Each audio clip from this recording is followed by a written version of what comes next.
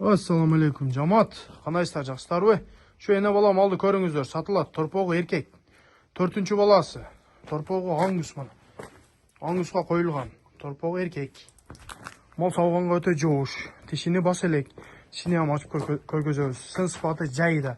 Энчи бап, сөөк, сабактуу, саулаттуу, өтө зор мал.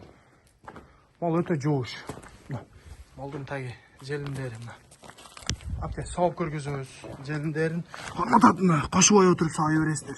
Мынакей. Жумшак. Малдын желиндери өтө жумшак. Сагын саап көргөзөбүз.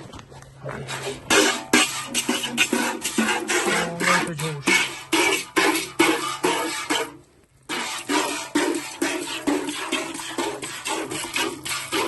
Да өтө коюк. Сауганга өтө жоош. Малдын таги өтө күчтүү. Сөөк, сабактуу, саулаттуу, энчи бап зор мал. Адрес Кызылкыя караванда. Акчасы 195 миң сом. Жакыны.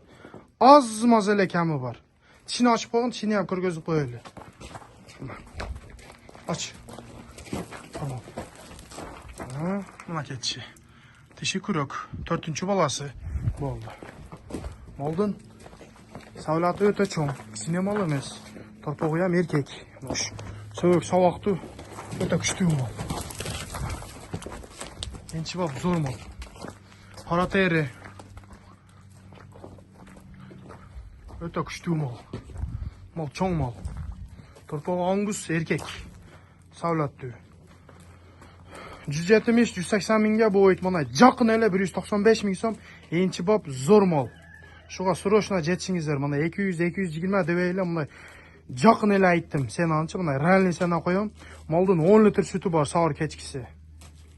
Уверный мал, сөөк, сабактуу, сүтү текшерилген өтө зор мал. Шуга срочно жетишиңиздер. Торпогу өз акта берет буюрса. Адрес Кызылкыя караванда.